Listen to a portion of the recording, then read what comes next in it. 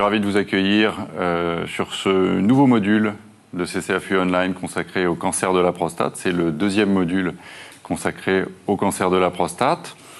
J'ai avec moi deux éminents collègues, Raphaël Renard-Pénat, qui est radiologue à la Pitié-Salpêtrière, Gérald Bonnardel, qui est médecin nucléaire au Centre cardiologique du Nord. Et donc, nous allons discuter d'une actualité brûlante, qui est l'importance de l'imagerie à tous les stades de la maladie, donc au moment de la détection, au moment de la surveillance active, au moment du bilan d'extension et plus tard, après traitement, au moment de la récidive biologique. Donc nous aurons avec nous nos experts pour voir quelle est la part des choses et quelle est l'importance de ces examens à chaque stade de la maladie. On discutera des biomarqueurs et surtout, cette émission, eh bien, elle est réalisée grâce au CCAFU Online, mais grâce au soutien institutionnel de Janssen qui nous permet de vous délivrer tous les 2 mois des modules d'enseignement du CCAFU Online. La première partie de cette émission concerne la détection du cancer de la prostate, avec un premier cas clinique de la vraie vie, un patient de 61 ans, sans antécédents, sans troubles mictionnels, un patient qui a déjà eu des biopsies de la prostate il y a 2 ans pour une élévation du taux de PSA qui était à l'époque à 5, biopsie négative. On est chez un patient qui a une élévation du taux de PSA qui est recontrôlée, 8,3 puis 7,8, avec une indication théorique de rebiopsie. Un patient qui n'a aucune anomalie clinique, avec une prostate qui est mesurée à 45 grammes cliniquement et ce qui est confirmé en échographie, 50 grammes sans résidus post-mictionnels. Donc on peut se poser la question chez ce patient des arguments pour la rebiopsie. Essentiellement, l'argument chez ce patient, c'est l'augmentation du PSA. On sait que, notamment depuis les études PCPT, qui sont des études de chimioprévention pour le cancer de la prostate, dans lesquelles on suivait des groupes de patients qui ont été rebiopsiés de façon systématique. On sait qu'il n'y a pas de valeur cut-off du PSA, en dessous de laquelle il y aurait 0 risque de cancer de la prostate, et au-dessus, valeur seuil au-dessus duquel il y aurait un risque de cancer de la prostate. On sait que le risque du cancer de la prostate, il est finalement assez linéaire avec cette élévation du taux de PSA. Et quand on regarde les courbes PCPT, pour un PSA qui est en dessous de 4, on a jusqu'à 26% de détection de cancer. Donc quelque chose qui est assez élevé. Mais quand on regarde bien ces études, on voit que si on a 26% de cancer détecté, on a seulement 6-7% de cancers qui sont cliniquement significatifs. Donc il est important chez ce patient de faire attention à l'engrenage qui est le PSA. PSA qui permet essentiellement de diagnostiquer des cancers, ou en tout cas dans la moitié des cas qui permet de diagnostiquer des cancers qui sont à faible risque. L'engrenage, le risque, c'est le surdiagnostic. Le surdiagnostic, c'est le diagnostic d'un cancer qui n'aurait jamais été détecté durant la vie du patient. Et une fois que ce diagnostic est posé, une fois qu'on est passé du PSA à la biopsie, eh bien le risque, c'est le surtraitement, c'est-à-dire de traiter le patient d'un cancer qui n'aurait jamais donné de symptômes durant toute la vie du patient. Donc pour limiter ce risque d'engrenage, pour essayer de mieux sélectionner les patients candidats à la biopsie, en plus du PSA, on a actuellement l'émergence de biomarqueurs. Il y a plein de biomarqueurs qui sont sur le marché avec un tas de publications. C'est un petit peu compliqué de faire la part des choses. Et donc, l'intergroupe coopérateur français en urologie, l'ICF Uro, a décidé d'établir un rapport sur l'état des connaissances sur les biomarqueurs actuellement en 2015. Et donc, il y a un groupe de travail qui regroupait des urologues, des oncologues médicaux, des radiothérapeutes, des biologistes, des statisticiens, des épidémiologistes, des méthodologistes, qui s'est penché sur ce problème, qui a réalisé une bibliographie extensive et qui a établi un rapport qui est disponible sur le site de l'AFU, c'est-à-dire sur le site urofrance.org. Donc le premier de ces marqueurs qui est disponible dans le cadre de la détection, c'est l'index Phi. L'index Phi, c'est une espèce de super PSA qui associe à la fois un PSA total, le PSA libre et puis du pro-PSA qui est une forme tronquée du PSA. C'est le marqueur pour lequel on a probablement les meilleures données pré-analytiques et analytiques, avec une validité clinique qui est forte, c'est-à-dire qu'il y a un rôle discriminant significatif de ce marqueur par rapport au PSA total ou par rapport au PSA libre. Et pour la détection d'un cancer de prostate agressif, on voit que ce marqueur a une valeur ajoutée qui est importante. On voit les aires sous la courbe qui sont supérieures à celles du PSA simplement, et quand on regarde le hazard ratio de ce marqueur, on voit que le hazard ratio est multiplié par 2 ou 3 pour ce marqueur. Donc c'est un marqueur qui est approuvé par l'Agence de médecine européenne, qui est approuvé par la FDA pour la détection des cancers à risque. Il y a ensuite un autre marqueur qui est utilisable, qui est le 4K score. Donc là, on est sur quelque chose d'extrêmement différent. On est sur un algorithme qui combine à la fois de la biologie avec une prise de sang où on va rechercher l'état de 4 calicréines. On va rechercher le PSA total, le PSA libre, le PSA intact et une calicréine particulière qui s'appelle HK2. Donc on a ces données biologiques qu'on va combiner à des données cliniques, le toucher rectal. On va combiner ça aux antécédents du patient et aux antécédents éventuels de biopsie. Tout ça va donner un score qui va de 0 à 100 et qui cote la probabilité de trouver un cancer de prostate agressif. Et en fonction de ça, eh bien, on déterminera la probabilité d'avoir un cancer agressif et donc l'intérêt des biopsies.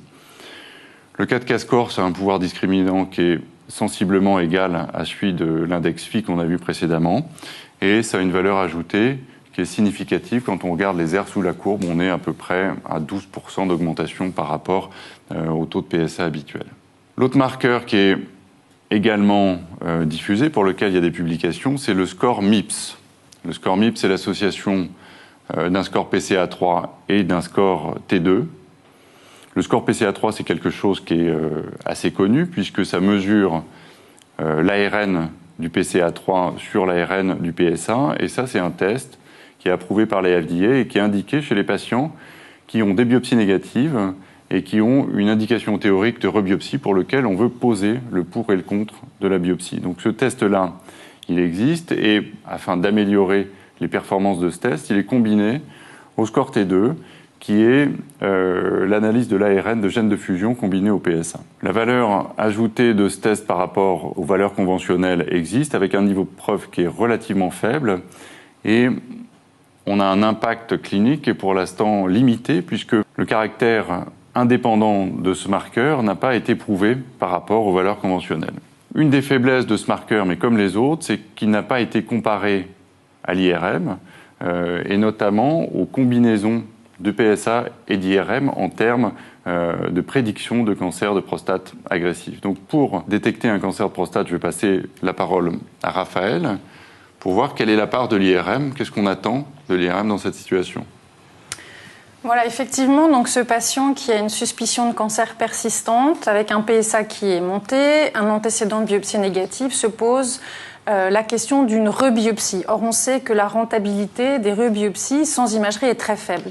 Il y a donc une place qui est validée maintenant de l'IRM dans cette indication avant la réalisation d'une seconde série de biopsies. La première chose que l'on va vous demander, à vous cliniciens, c'est de nous fournir les renseignements cliniques qui sont indispensables. Donc l'indication, dans ce contexte, c'est un bilan avant une deuxième série de biopsies, l'âge du patient, ses antécédents personnels, familiaux, les données du toucher rectal et les données du PSA. Comment va-t-on réaliser cette imagerie ? Donc, l'imagerie doit être une imagerie multiparamétrique qui associe des séquences anatomiques, T1 et T2, et des séquences fonctionnelles, donc des séquences de diffusion qui vont donner des informations sur la densité cellulaire et des séquences de perfusion qui vont nous donner des informations sur le flux sanguin, sur la perméabilité vasculaire. Tout d'abord, la séquence anatomique. Alors la séquence anatomique, c'est une séquence clé puisque c'est la séquence qui va vous permettre, lors des biopsies, de faire le contourage de la prostate. C'est la seule séquence qui permet de donner des informations sur l'anatomie de la prostate, sur la différence entre les secteurs donc, de la zone de transition, les secteurs périphériques, et dans laquelle on va chercher un hyposignal, puisque les cancers de prostate se présentent sous forme d'un hyposignal T2. C'est une séquence qui est assez peu performante, qui est peu sensible, peu spécifique. Donc on a besoin des autres séquences, des séquences fonctionnelles, donc la séquence de diffusion qui est une séquence très spécifique, que l'on va analyser à la fois sur le B le plus élevé, donc sur l'image d'en haut, où on va chercher un hypersignal franc, et sur la cartographie ADC, où l'on va chercher un hyposignal franc. On analyse toujours cette séquence avec les deux images, donc le B élevé et la cartographie ADC. C'est une séquence qui est très spécifique, qui nous permet vraiment de donner des informations sur la détection du cancer de prostate. Enfin, la séquence de perfusion, qui fait partie des séquences fonctionnelles et qui va également donner des informations et nous permettre de détecter le cancer. C'est une séquence donc, que l'on analyse sans injection de produit de contraste et après l'injection du produit de contraste. Et on va chercher, en regard d'un hyposignal T2, une prise de contraste intense et précoce. Donc, comment va-t-on finalement synthétiser l'ensemble des données que nous apportent ces séquences ? Eh bien, on doit vous fournir un score. La Société européenne d'uroradiologie a présenté en 2012 un score qu'on appelle le score PIRADS, qui permet d'homogénéiser donc à la fois la technique et la synthèse de ces comptes rendus. Ce score PIRADS est un score objectif, donc qui synthétise l'ensemble des données, des séquences anatomiques et fonctionnelles, secteur par secteur. Et on donne également un score subjectif, qui est le score de l'ICER. Donc tout compte-rendu d'imagerie doit bénéficier à la fois d'un score objectif et d'un score subjectif. Pour finalement vous donner des informations sur la détection, la localisation et le volume tumoral. Alors pour ce patient, il est important donc d'utiliser l'imagerie pour sensibiliser les prélèvements biopsiques. Comment peut-on utiliser l'imagerie pour ces prélèvements ciblés ? On peut utiliser sa tête et faire ce qu'on appelle une fusion mentale ou fusion cognitive, où l'on va finalement retranscrire les données de l'IRM dans l'imagerie échographique. On peut également faire ces biopsies sous IRM ou utiliser des systèmes de fusion d'images donc qui fusionnent l'imagerie échographique et l'imagerie IRM en temps réel. Si, sur l'IRM, nous n'avons pas d'argument pour une lésion suspecte, on fera un protocole standard de 12 prélèvements, donc 6 prélèvements à droite, 6 prélèvements à gauche, de façon systématique, au hasard.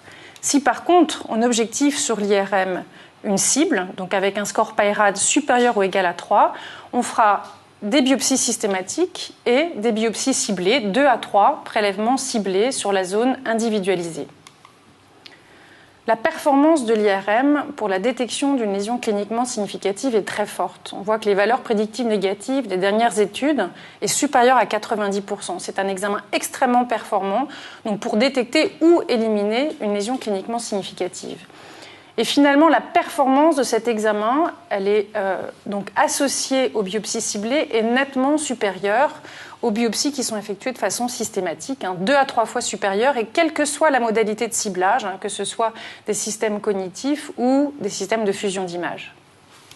Alors là, Raphaël, on est vraiment dans l'indication de l'IRM avant les biopsies. On est chez un patient qui a une première série de biopsies négatives, on est dans la rebiopsie, et donc il y a une indication d'IRM très clairement. Ça a été rappelé au Congrès américain cette année. Il y a eu une conférence de consensus qui recommande de faire de l'IRM dans cette situation quand elle est disponible. Évidemment, si c'est efficace chez des patients qui ont une série de biopsies négatives, on peut penser que ce serait aussi efficace chez des patients avant une première série de biopsies. Actuellement, on ne peut pas recommander de faire une IRM avant une première série de biopsies parce qu'on n'a pas assez de data solide pour recommander cette pratique. Pour autant, on sait par une étude de pratique qu'on a fait au sein du comité de cancérologie de l'Association française d'urologie que c'est quelque chose qui est fait de façon très régulière. Donc c'est probablement une pratique qui sera amenée à changer, d'autant plus qu'il y a actuellement des données qui ont été présentées lors des différents congrès, qui ne sont pas encore publiées, mais qui ont été présentées, notamment cette étude italienne qui a été présentée à l'EAU, qui est une étude sur 200 patients dans laquelle il y a un groupe de patients pour lequel on fait de l'IRM et un groupe de patients qui est traité de façon tout à fait habituelle, sans IRM, avec une cartographie standard 12 biopsies. Eh bien, on voit que dans le groupe des patients qui avaient l'IRM, on a une différence qui est significative en termes de taux de détection du cancer de la prostate, cancer significatif. Et quand on regarde l'analyse des patients qui avaient l'IRM, eh bien, pour ceux qui avaient une IRM qui était négative, on voit qu'on ne trouve des cancers que dans 20% des cas, et on trouve des cancers qui étaient cliniquement peu significatifs, puisque c'était des cancers de Gleason 6. Autre étude qui a été présentée qui va exactement dans le même sens et qui pose la même question, celle de l'IRM avant une première série de biopsies, c'est l'étude PROMIS, qui a été présentée en session plénière à l'ASCO, à Chicago, il y a un mois. Cette étude, elle montre exactement la même chose que l'étude italienne, à savoir que l'IRM, dans cette situation, a une excellente sensibilité, 93%, et surtout une valeur prédictive négative qui est excellente, de 89%. Ce qui fait que cette IRM permet d'identifier les patients qui présentent un taux élevé de PSA et qui pourraient être candidats à des biopsies, les patients pour lesquels on veut éviter les biopsies. L'utilisation de cette IRM dans cette situation permettrait de réduire le surdiagnostic, de réduire la morbidité liée aux biopsies, et puis d'essayer de cibler les cancers qui sont les cancers cliniquement significatifs. Donc au total, il faut comprendre dans cette situation de diagnostic du cancer de la prostate qu'on a une émergence manifeste de l'imagerie, des biomarqueurs qui ne sont pas encore validés en pratique clinique, et que c'est probablement l'association des deux qui va faire qu'on va sélectionner les patients chez lesquels on va trouver d'emblée des cancers significatifs, et puis qui va permettre d'éviter de diagnostiquer des cancers qui sont peu significatifs, pour lesquels on rentre dans un processus qu'on a décrit avec notamment les risques de surdiagnostic. Alors la deuxième situation clinique qu'on voulait aborder au sein du CCAFU, c'est la question des moyens d'imagerie et des biomarqueurs au moment de la surveillance active. Évidemment, la sélection des patients dans cette situation est quelque chose de primordial. Donc, situation clinique numéro 2, Monsieur G, 55 ans, aucune comorbidité, aucun trouble urinaire, absence de signes cliniques, mais un dosage systématique du PSA avec un PSA à 6,5, des biopsies systématisées, sur 12 biopsies, 3 prélèvements positifs à gauche, avec, en termes de score de Gleason, du Gleason 6, une biopsie sur laquelle on trouve 4 mm de cancer sur 12, une autre biopsie sur laquelle il y a 5 mm de cancer sur 14, et une dernière biopsie sur laquelle on trouve 2 mm de cancer sur 12, avec, sur l'IRM qui a été faite avant les biopsies, une lésion cible de la base gauche. Alors on peut se poser la question de la pertinence de la surveillance active chez ce patient qui a plus de 2 biopsies positives.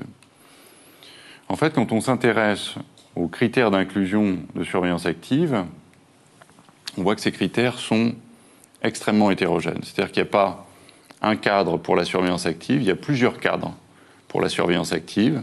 Il y a certaines études comme celle de Toronto, qui sont les études pour lesquelles on a le plus grand recul et dont on connaît l'efficacité en termes de sûreté carcinologique. Eh bien, les critères pour Toronto, pour l'équipe de Toronto, c'est des critères qui sont extrêmement simples. C'est PSA en dessous de 10, Gleason 6, point. Et puis, vous avez d'autres institutions, comme le Johns Hopkins, qui va définir des critères qui sont beaucoup plus serrés, avec l'absence de tumeurs palpables, le PSA en dessous de 10, le Gleason 6, mais seulement 2 biopsies positives, moins de 50% de cancer sur les biopsies, et des densités du PSA faibles. En fait, ce qui se passe avec le Johns Hopkins, c'est qu'on va trier un groupe de patients avec des cancers de prostate à très faible risque, au risque de laisser passer des patients avec un cancer un peu plus élevé, mais qui pourraient être candidats à la surveillance active. Et au contraire, pour les séries comme Toronto ou pour le Royal Marsden, qui a des critères d'inclusion qui sont encore plus larges, le risque, ça va être de laisser entrer dans le protocole de surveillance active des patients qui sont potentiellement porteurs d'un cancer plus agressif. Donc pour essayer de sélectionner au mieux ces patients, les biomarqueurs, mais aussi l'imagerie, Raphaël. Et oui, parce que finalement, actuellement, la modalité d'inclusion et de surveillance des patients en surveillance active est basée sur le taux de PSA, le toucher rectal et les données des biopsies de prostate. Avec à 1 an, donc des biopsies qui sont de nouveau réalisées. Si celles-ci ne montrent pas d'évolution, le patient peut rester en surveillance active. Si par contre il y a une évolution, le patient aura une proposition thérapeutique. Or, les biopsies de prostate, quand elles sont effectuées de façon systématique, sans imagerie, elles sont peu rentables. Elles sous-estiment la taille, elles sous-estiment l'agressivité du cancer de prostate. Or, pour ces patients surveillance active, on veut justement avoir une stadification parfaite, une bonne évaluation de la taille tumorale et de l'agressivité du cancer, c'est-à-dire ne pas sous-évaluer le glisone sur des prélèvements qui sont peu rentables et de trop petite taille. Donc l'intérêt de l'imagerie dans la surveillance active, il est majeur, à la fois dans la sélection des patients, donc pour détecter des tumeurs occultes, pour ne pas sous-évaluer une agressivité tumorale, pour éventuellement diminuer à terme le nombre de biopsies dans la surveillance, dans le monitoring, et éventuellement pour rassurer les patients, donc dans ce contexte de surveillance active, sur des suivis qui peuvent être de plusieurs années. La performance de l'imagerie pour détecter ou éliminer une lésion significative, là encore, est très forte, puisqu'on a vu que les valeurs prédictives négatives sont très élevées, supérieures à 90%.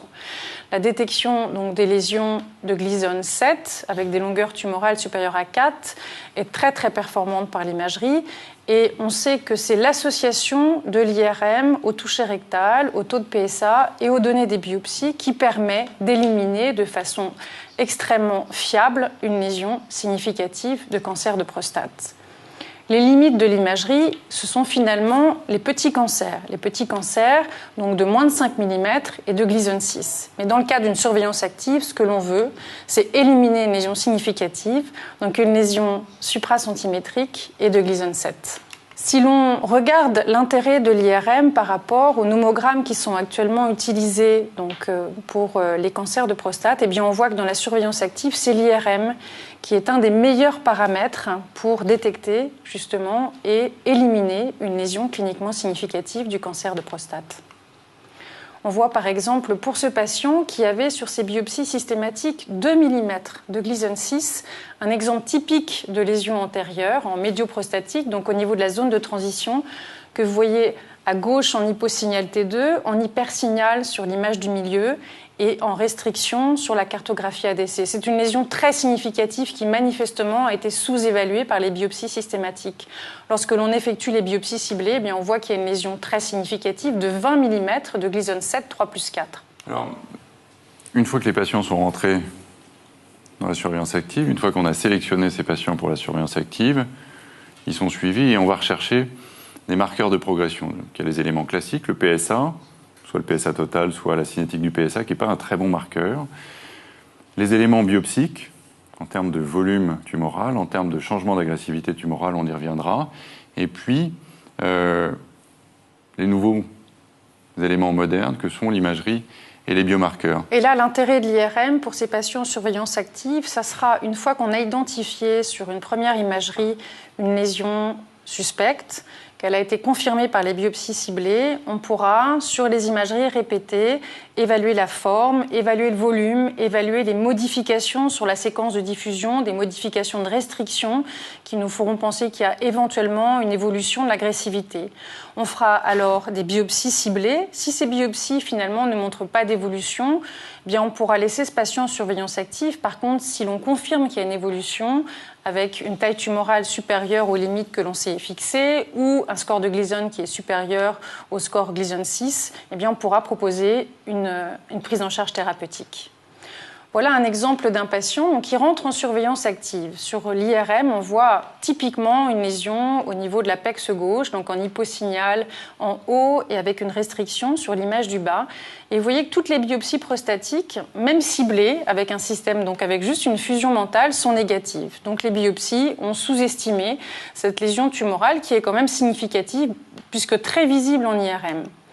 2 ans après, on voit que cette lésion a évolué en taille. Elle est nettement significative puisque centimétrique maintenant.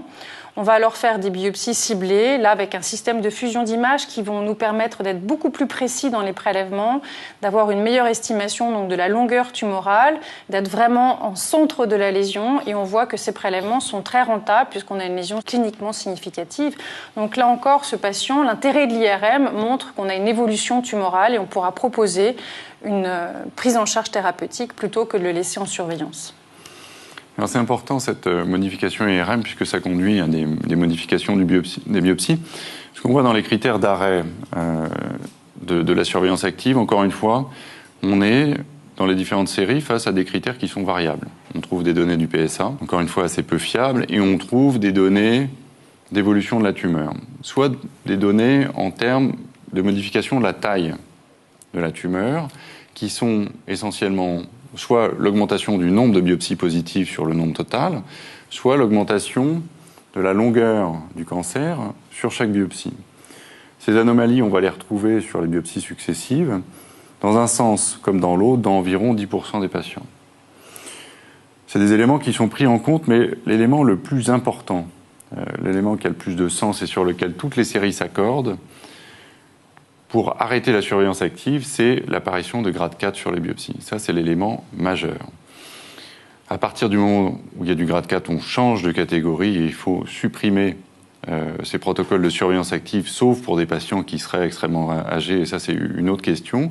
Et l'apparition de grade 4, quand on regarde les différentes séries, c'est entre 2,5 et jusqu'à 25% d'apparition sur chaque série de biopsies, pour des biopsies successives faites dans le cadre de la surveillance active. Cet exemple, c'est l'exemple de UCSF. Pour améliorer la prédiction du risque de ces patients qui sont porteurs d'un cancer de la prostate, qui sont surveillés, en plus de l'IRM, on peut essayer d'utiliser les biomarqueurs. Donc on a tous les biomarqueurs dont on a parlé précédemment au moment de la détection, et puis on a d'autres biomarqueurs qui sont des biomarqueurs qui sont des signatures moléculaires, qui sont des prélèvements qu'on fait à partir des biopsies et sur lesquels on va chercher à quantifier le risque de cancer agressif. Il y a l'Oncotype DX, qui est l'analyse simultanée de l'expression de 17 gènes avec 12 gènes qui sont spécifiques du cancer de la prostate et 5 gènes qui sont des gènes de référence. Et le niveau d'expression de l'ARN de ces 17 gènes va donner un algorithme qui va permettre de quantifier le risque. On va aller de 0 à 100, et plus le score est élevé, plus le pronostic est péjoratif. Les limites de ces plateformes génomiques, c'est que ce sont des analyses moléculaires qui sont centrées aux États-Unis, au niveau d'une seule plateforme qui est accréditée, et qui n'a pas d'approbation pour l'instant et sur la mise en marché de ces processus par la FDA. Le but de ces signatures génomiques, ça va être de reclassifier les patients. Donc ces patients qui sont à faible risque, qui sont suivis en surveillance active, eh ben, on va reclassifier des patients en très faible risque, en risque faible ou en risque un peu plus élevé, pour lequel éventuellement on pourra discuter d'arrêter la surveillance ou de faire des explorations complémentaires de façon à affiner le diagnostic. L'autre signature moléculaire qui existe et qui est disponible, c'est Prolaris. Et là, c'est l'expression ARN de 31 gènes de prolifération et de récidive associés à 15 gènes de référence. Encore une fois, c'est une analyse moléculaire qui est simplement disponible aux États-Unis, une seule plateforme accréditée et qui évalue le risque de progression tant sur le plan biologique que sur le plan métastatique après traitement. Donc, il faut retenir pour cette partie de surveillance active qu'on a l'IRM qui n'est pas encore validé dans les pratiques courantes, qui n'est pas dans les recommandations, mais qui existe en pratique courante, et on a les analyses de pratique qui le montrent. Très probablement, l'IRM sera indiqué dans la surveillance active dès qu'on aura des datas qui seront supplémentaires. Pour ce qui concerne les biomarqueurs, ça fait partie du domaine de la recherche clinique, et c'est probablement la combinaison des deux, IRM plus biomarqueurs, qui permettra de sélectionner au mieux les patients.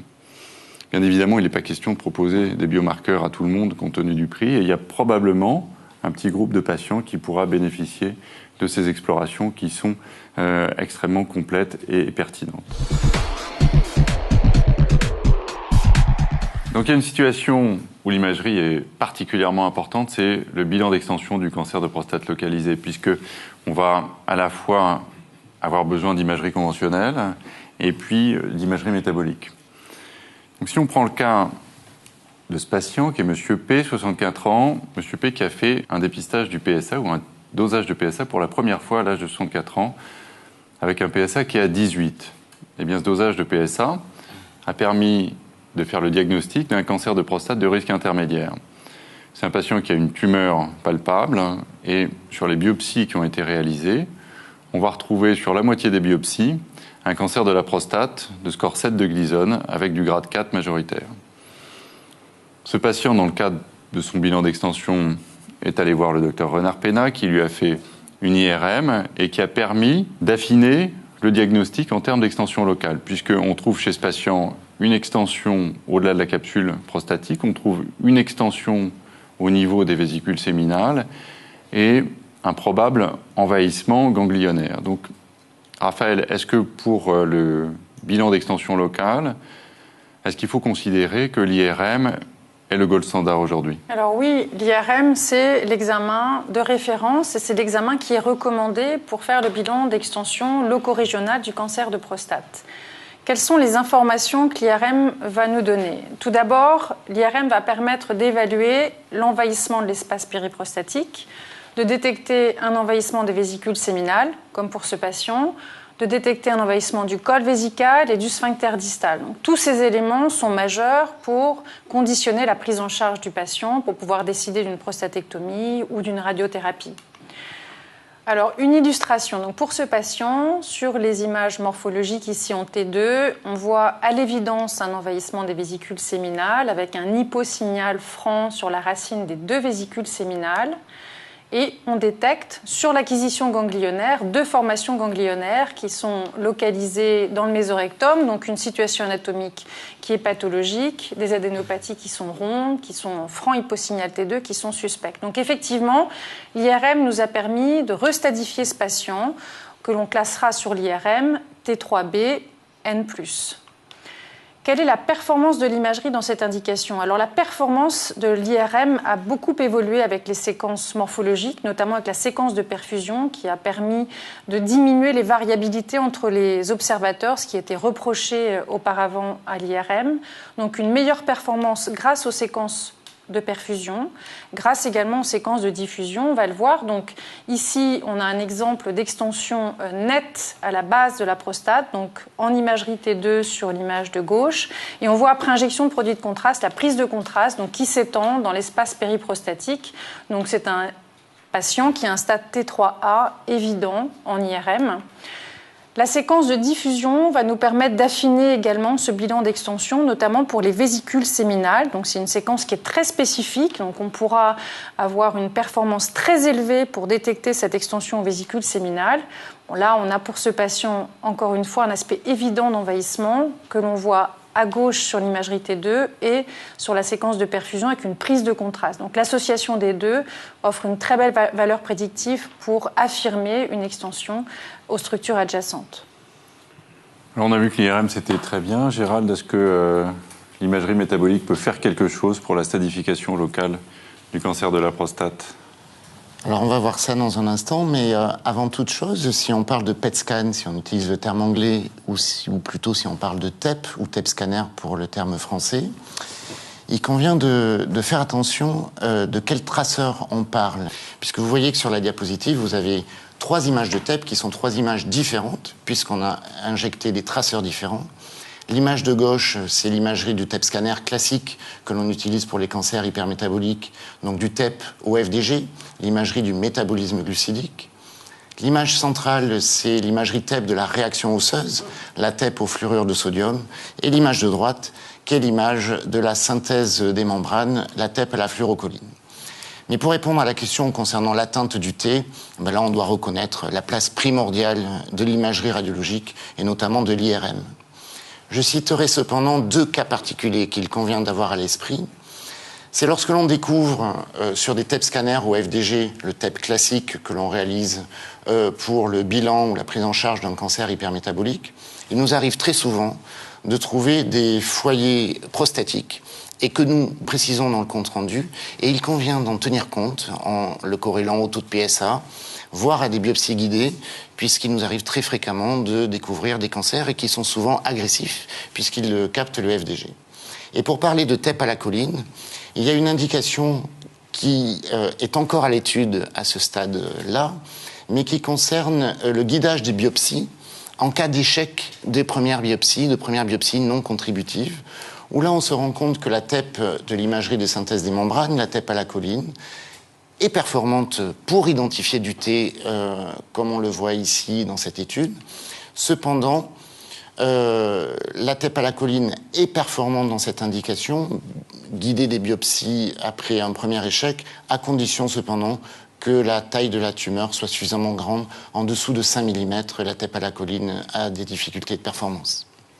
Alors si on revient à notre patient, qui était ce patient porteur d'un cancer de la prostate intermédiaire au départ et dont le diagnostic avait été rectifié par l'IRM au stade local, c'est un patient sur lequel on a décrit l'extension extraprostatique, l'extension aux vésicules séminales et sur lequel on a décrit également des anomalies au niveau des ganglions, avec des ganglions qui étaient un petit peu élevés en taille et à différents endroits, au niveau des fosses ischio-rectales, au niveau présacré, etc.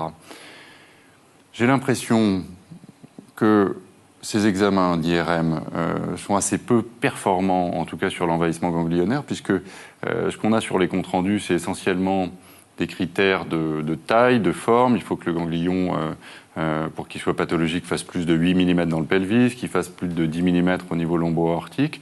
On a l'impression que tous ces examens sont moins performants que le curage ganglionnaire pour déterminer l'envahissement ganglionnaire ou pas.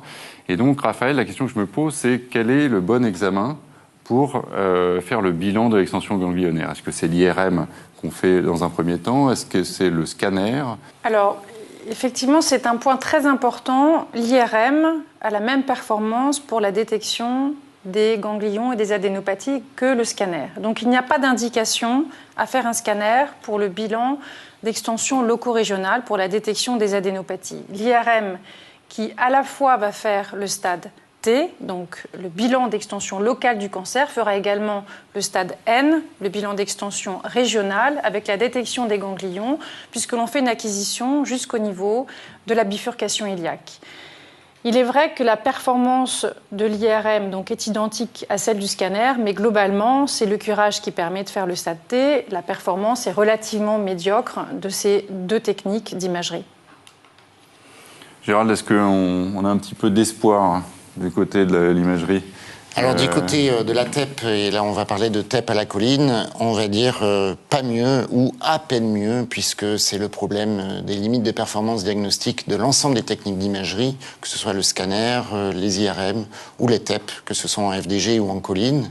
Et oui, parce que le problème de la maladie cancéreuse, en tout cas concernant l'atteinte ganglionnaire, on le rencontre dans les autres cancers, et c'est d'autant plus valable dans le cancer de la prostate, c'est le problème de la micrométastase ganglionnaire qui va échapper aux techniques d'imagerie. Alors ce que l'on peut dire pour la TEP à la choline, c'est que c'est celle qui a les meilleures performances ou les moins mauvaises performances, donc avec des bonnes valeurs prédictives positives, mais malheureusement une valeur prédictive négative qui n'est pas suffisante pour se passer d'un curage ganglionnaire. Donc ça, c'est assez clair. Pour ce qui concerne l'extension osseuse, évidemment, ce patient, il va avoir un bilan d'extension osseuse compte tenu des caractéristiques de sa maladie. Aujourd'hui, l'examen de référence, ça reste la scintigraphie osseuse, qui est indiquée pour les patients qui sont porteurs d'un cancer de risque intermédiaire un petit peu élevé, notamment avec du grade 4 majoritaire, et puis les patients qui sont porteurs d'un cancer de prostate localisé à haut risque. Je rappelle qu'il n'y a pas d'indication à la scintigraphie pour les patients qui sont porteurs d'un cancer de prostate à faible risque dans la classification de l'AMICO. Alors pour ce patient, est-ce que c'est toujours la scintigraphie qui est le standard pour le bilan d'extension osseuse? Est-ce qu'il y a mieux? Alors oui, il y a mieux, mais on va parler encore aujourd'hui de scintigraphie osseuse, ou plutôt de la nouvelle scintigraphie osseuse, puisque la scintigraphie osseuse, c'est-à-dire l'imagerie de la réaction osseuse, reste l'examen de référence pour trouver des métastases osseuses du cancer de prostate. Ceci étant, sur l'image de gauche, vous avez la scintigraphie osseuse que je qualifie du XXe siècle, c'est-à-dire la scintigraphie en balayage corps entier, présentée en face antérieure, en face postérieure. Ce sont des images planaires avec une certaine sensibilité. Mais à l'heure actuelle, il faut bien comprendre que plus d'une machine sur deux dans nos services de médecine nucléaire, sur l'ensemble du territoire national, sont maintenant des gamma-caméras qui sont couplées à des scanners X, de même que nos TEP sont couplés à des scanners X. Ce qui fait que lorsque l'on vous fait des scintigraphies osseuses pour le bilan d'extension des cancers de prostate, eh bien, on fait des scintiscanners osseux, ce sont toujours des diphosphonates marqués au technétium 99. Mais le fait de faire ces acquisitions 3D centré sur le squelette axial, en plus de l'image classique du balayage corps entier, permet d'augmenter considérablement la sensibilité de détection.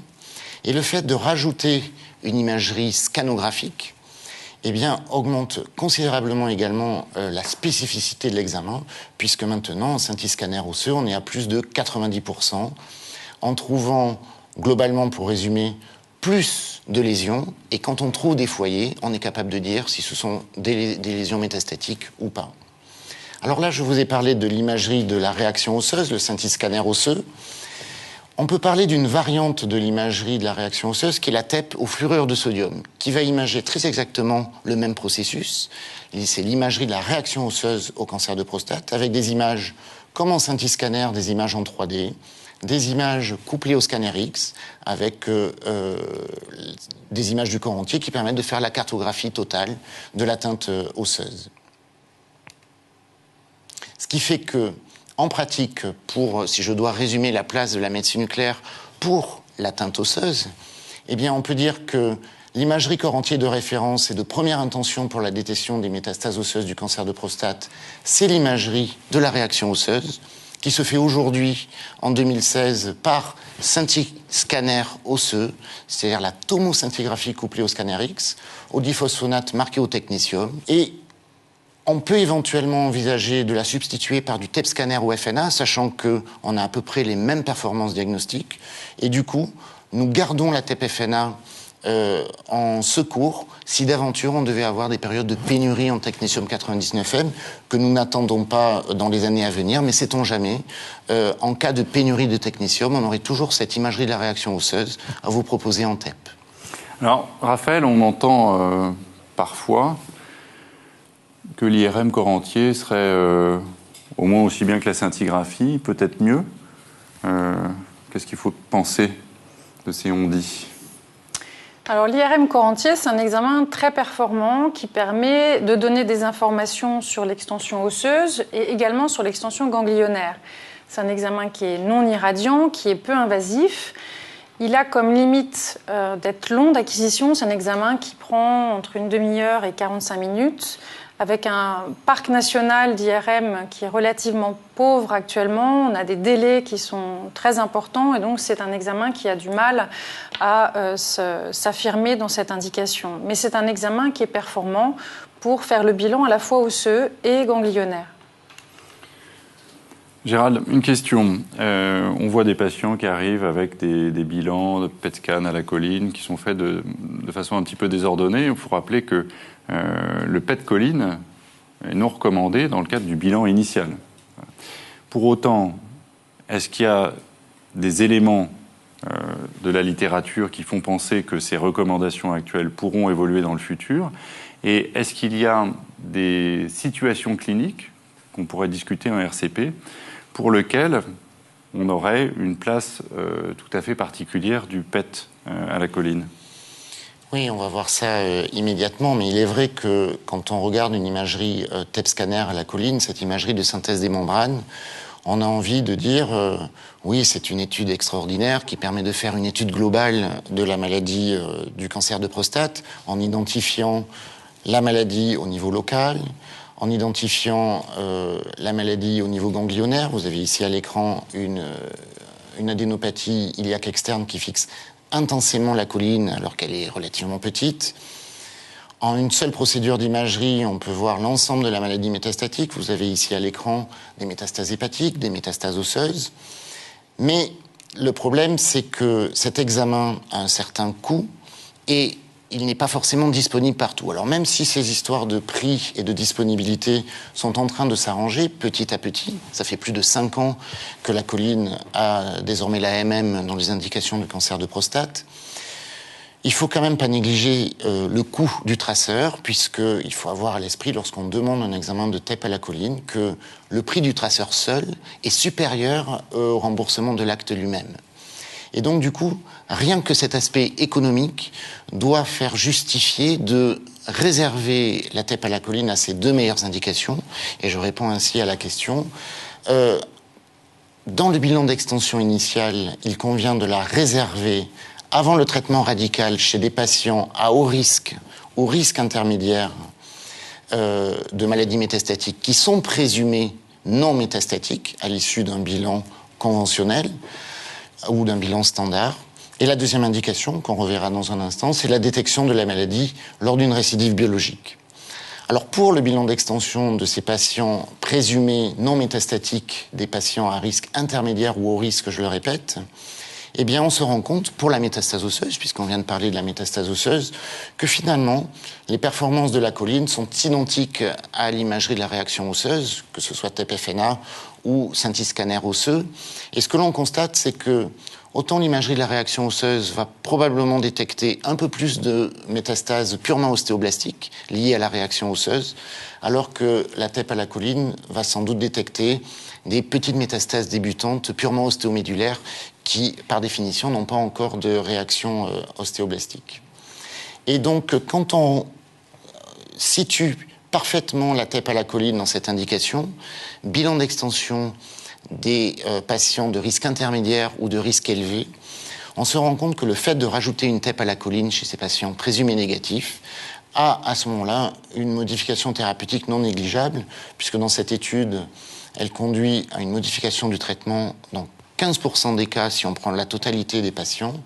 Et si on focalise uniquement sur les patients au risque, ce serait près d'un patient sur 5 pour lequel la stratégie thérapeutique serait modifiée. Donc pour le bilan d'extension, si je vous ai bien compris, Gérald et Raphaël, pour ce qui concerne la partie locale et loco-régionale, on sera sur l'IRM, avec une performance qui est moins importante que le curage ganglionnaire pour le statut ganglionnaire. Et pour ce qui concerne le bilan d'extension osseuse, on reste sur de la scintigraphie, mais de la scintigraphie moderne. Dernière partie de ce module du CCFU Online consacré à l'imagerie et aux biomarqueurs, le point qui est la récidive biologique après traitement local. Et là, on va rentrer dans le vif du sujet de l'imagerie métabolique, puisque c'est essentiellement un apport de l'imagerie métabolique. Quand on regarde le cas de ce patient, M. M, 69 ans, qui a comme antécédent infarctus du myocarde, angioplastie, pontage, c'est un patient qui était porteur d'un cancer de prostate de risque intermédiaire, diagnostiqué en 2002, un PSA 8, un score de Gleason 3+4, donc un risque intermédiaire plutôt faible, et qui a été traité chirurgicalement. Il a eu une prostatectomie totale avec un PSA post-opératoire qui était indétectable. Ce patient a récidivé en 2014, longtemps après, avec un PSA qui était à 0,92 en 2014 et puis qui a monté progressivement jusqu'à atteindre 2,39 en 2016. Donc, dans cette situation, classiquement, on essayait de faire la part de la récidive locale versus métastatique en fonction des données anatomopathologiques, notamment des données post-opératoires, taux de marge, score de Gleason, taux de PSA post-opératoire, et puis on s'appuyait également sur le délai de récidive du PSA, la cinétique du PSA, pour essayer de comprendre quelle était la part de récidive locale ou récidive à distance, avec du coup des traitements qui étaient adaptés à ces présuppositions de récidive locale ou de récidive métastatique. Donc on voit qu'actuellement les choses sont en train d'être bouleversées par l'apparition de l'imagerie, notamment du PET à la choline. Et Gérald, qu'est-ce qu'on peut attendre du PET actuellement dans cette situation de récidive clinique ? Alors, il se trouve que là, on est dans la deuxième indication phare de la TEP à la choline, qui est d'ailleurs l'indication sur laquelle la choline a eu l'AMM, qui est la récidive biologique inexpliquée. Ceci étant, il va falloir tenir compte du profil de cette récidive biologique, parce que quand on regarde les performances diagnostiques, eh bien, quand on regarde le taux de PSA au moment où l'examen de TEP à la choline est réalisé, autant l'examen est très performant ou devient très intéressant pour des PSA supérieurs à 1. Lorsque le PSA est inférieur à 1, les performances diagnostiques de la technique tombent en dessous de 20%. Mais au-delà du taux de PSA, il faut tenir compte, et c'est probablement encore plus intéressant, il faut tenir compte de la vélocité ou du temps de doublement de ce PSA, où on se rend compte que pour les temps de doublement courts, la technique est très performante. Elle arrive à identifier le site de la récidive dans 80% des cas. Mais dès que l'on a des temps de doublement un peu longs, c'est-à-dire supérieurs à 6 mois, là, malheureusement, la TEP à la colline a ses performances qui chutent, puisqu'elle se retrouve aux alentours de 30%, voire moins. Et dans cette situation-là, Raphaël, est-ce qu'on peut se servir de l'IRM pour essayer d'authentifier une récidive au niveau local, notamment, pour lequel se discutent les indications de traitements complémentaires, de rattrapage par radiothérapie? Oui, effectivement, l'IRM a une place dans cette indication pour détecter localement une récidive. On est dans la dualité de détecter une récidive locale, d'éliminer une évolution métastatique. Donc pour le bilan local, l'imagerie peut apporter des informations. Donc une imagerie qui doit être faite comme pour une imagerie prostatique habituelle, c'est-à-dire multiparamétrique. On va se servir des séquences anatomiques, des séquences de perfusion et des séquences de diffusion, comme pour ce patient où on met clairement en évidence une récidive sur une loge de vésiculectomie. Donc c'est un examen qui doit être multiparamétrique, qui nous permet de détecter des récidives au niveau de l'anastomose du rétrovésicale. Ce sont les sites que l'on connaît de récidive, anastomose, loge de vésiculectomie, à la fois sur les séquences anatomiques, les séquences fonctionnelles. Donc, c'est un examen qui est performant pour des taux de PSA qui peuvent être inférieurs à 1, en fait, à partir de 0,5, et pour des tailles tumorales en fonction des études, donc qui peuvent commencer à partir de 5 mm. Et ce qui est montré dans la littérature, c'est que la meilleure association, donc la combinaison de la séquence T2 et de la séquence de perfusion est la meilleure association pour détecter ces récidives locales avec une très bonne sensibilité, une très bonne spécificité. On retiendra cependant comme cut-off, c'est-à-dire la valeur seuil du PSA à partir duquel l'examen est rentable, probablement un seuil de 0,5. En dessous de 0,5, l'examen est rarement rentable. Et ce qui est très intéressant, c'est de voir la différence de l'information entre l'imagerie donc au niveau local et le PET colline pour la détection de ces récidives locales. On voit que dans cette étude, avec 2 populations distinctes, donc un premier groupe de patients qui a un taux de PSA assez faible et des petites récidives tumorales, l'IRM est plus rentable que le PET colline, alors que dès que les lésions tumorales ont une taille significative avec un PSA qui est de l'ordre 2, là, le PET colline devient extrêmement rentable. Donc c'est important puisque pour tous ces patients en récidive biologique, il faut éviter la débauche d'examen et garder à l'esprit que les examens ne sont rentables qu'à partir d'un seuil particulier de PSA. Et donc il faut retenir que pour le PET à la colline, il faut garder la meilleure indication, c'est-à-dire la réascension inexpliquée des PSA avec des temps de doublement extrêmement courts, moins de 6 mois, pour lequel il y a théoriquement un risque métastatique, et pour des PSA qui sont supérieurs à 1. En-delà de ça, l'examen a peu de rentabilité. Mais après, quand on vous écoute, on a envie de vous marier un petit peu et de mixer les 2 techniques, c'est-à-dire avoir la résolution spatiale de l'IRM et pouvoir combiner cette résolution spatiale avec de l'imagerie métabolique. Donc ça, c'est un rêve, mais qui est déjà réalité, Gérald.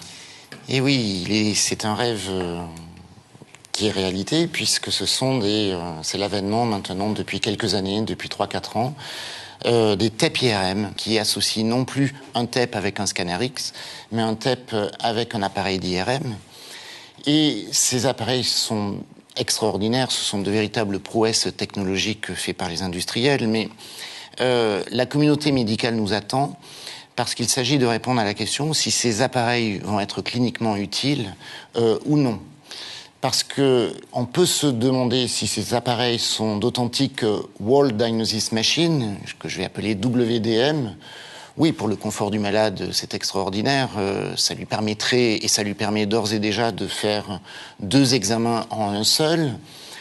On va citer, simplement pour le citer, l'avantage de la radioprotection, puisque ça permet d'économiser quelques 10 millisieverts de l'irradiation du scanner X. Mais l'autre question que l'on peut se poser, c'est si ces appareils ne sont pas des sortes de wash and dry machines.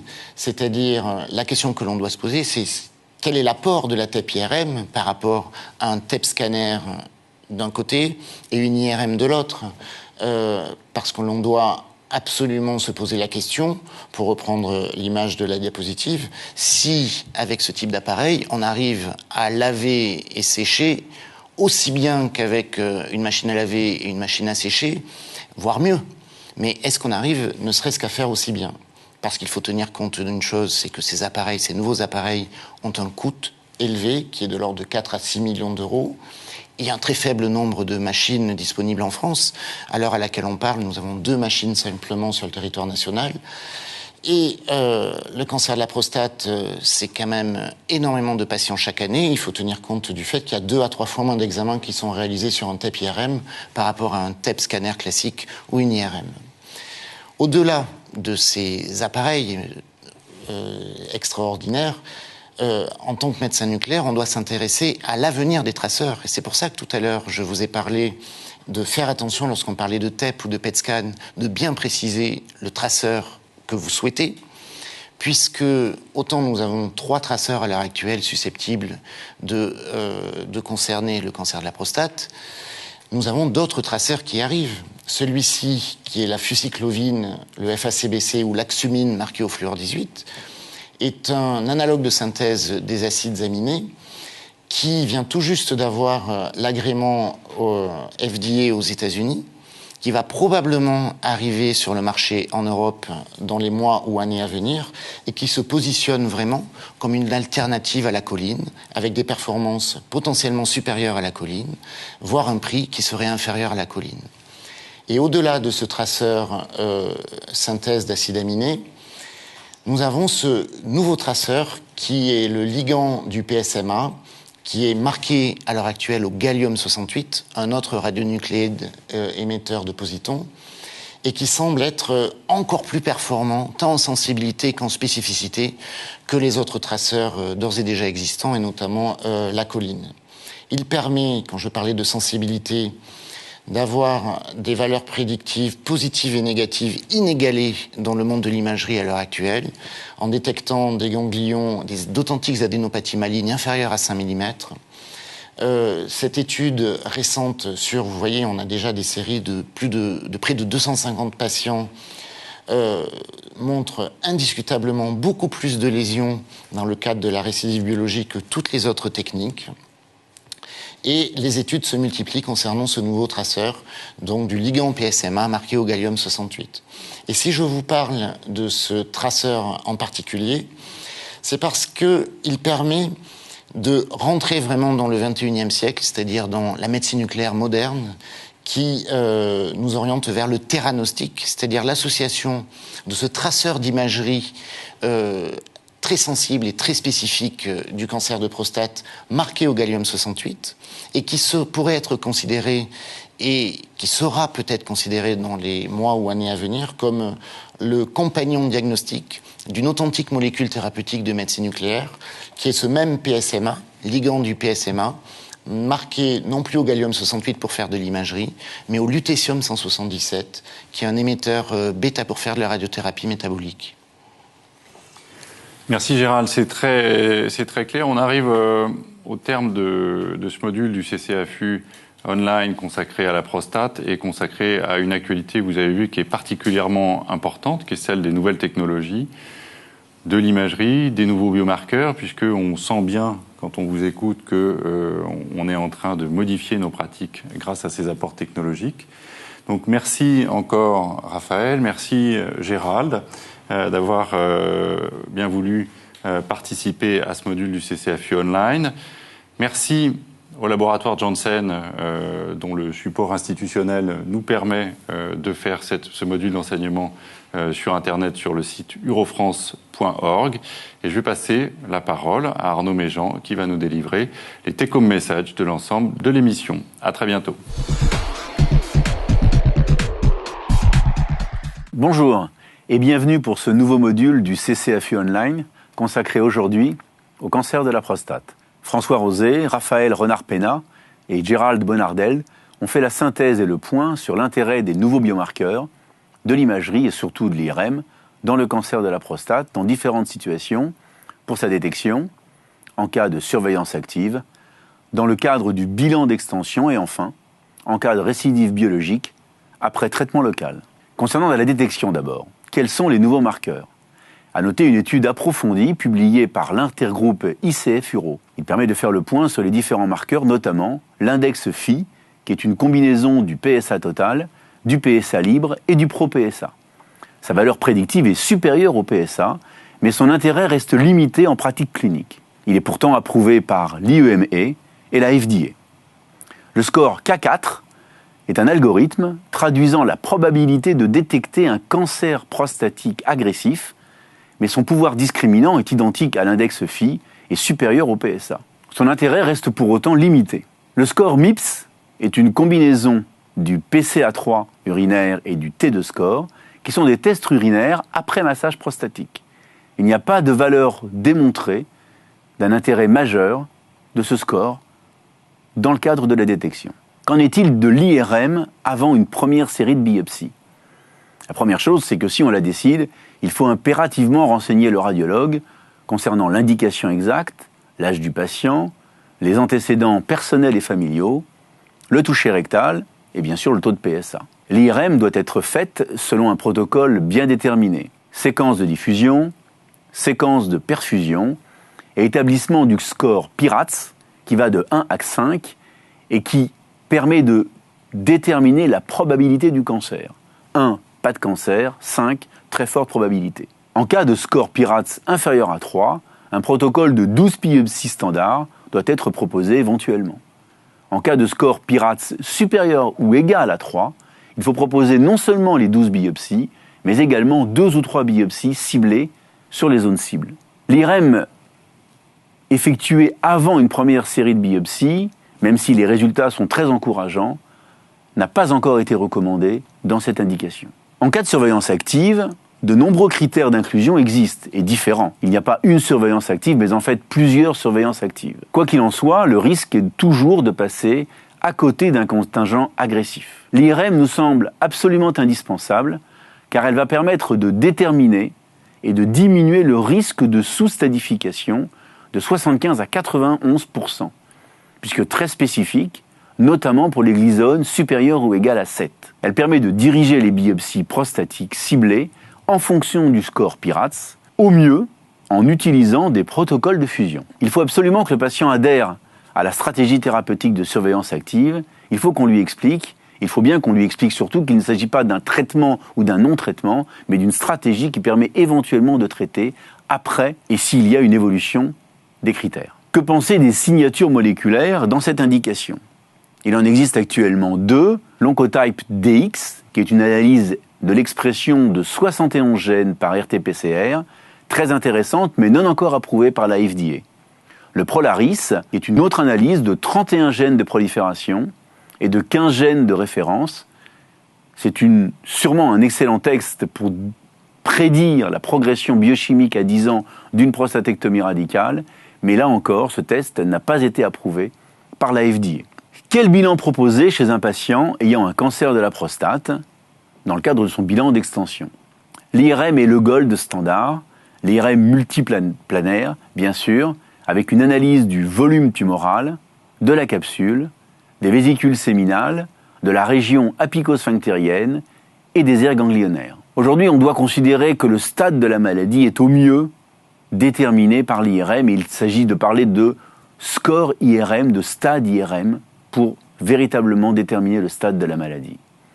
Le scanner thoraco-abdominopelvien est un excellent examen pour le bilan des métastases pulmonaires, ganglionnaires, rétropéritonéales et pelviennes. Le TEP au fluorocholine est à réserver au bilan d'extension des formes à risque intermédiaire et à risque élevé, ou en cas de récidive biologique, après un temps de doublement court, pour plus ou moins guider des biopsies. La scintigraphie osseuse reste un examen très utile. Néanmoins, il faut exiger aujourd'hui un couplage à une tomodensitométrie osseuse pour augmenter la spécificité et la sensibilité au-delà de 90%. Il s'agit alors de proposer une scintiscanner osseuse.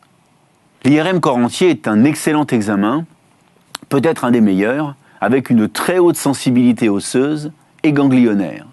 Mais les limites sont le temps d'examen, très long, de l'ordre de 45 minutes, et donc la disponibilité de la machine. D'autres marqueurs existent, notamment un TEP au FNA, mais il n'a pas d'intérêt spécifique, sauf en cas de pénurie en technétium 99. Au total, le bilan d'extension doit être fait par une IRM multiplanaire une tomodensitométrie thoraco-abdominopelvienne et un scintiscanner osseuse. Quel bilan proposé devant une récidive biologique après traitement local? Un temps de doublement du PSA, avec de nombreux logiciels qui existent sur Internet, permet de calculer s'il est supérieur ou inférieur à 6 mois. S'il est supérieur à 6 mois, le risque est surtout un risque local. Et il faut demander une IRM. Si en revanche, ce temps de doublement est inférieur à 6 mois, le risque est essentiellement métastatique. Et il faut demander un PET scan à la colline, surtout si le PSA est supérieur à 1 nanogramme par millilitre. L'intérêt potentiel de coupler TEP et IRM sera probablement démontré par des machines 2 en 1, mais il n'en existe malheureusement qu'une seule encore en France. D'autres nouveaux marqueurs du TEP sont actuellement en voie d'examen ou en voie d'approbation. L'Axhumain, approuvé en mai 2016, augmente sensibilité, spécificité et valeur prédictive. Le PSMA est probablement le marqueur le plus performant et un des meilleurs marqueurs. Malheureusement, il n'est pas encore disponible en France. Voilà pour ce nouveau module du CCAFU Online. J'espère que vous en aurez apprécié le contenu. Encore merci au sous-comité prostate et à François Rosé. Le prochain module sera consacré à la vessie et sera disponible le 15 novembre prochain. Merci de votre attention. À bientôt. Au revoir.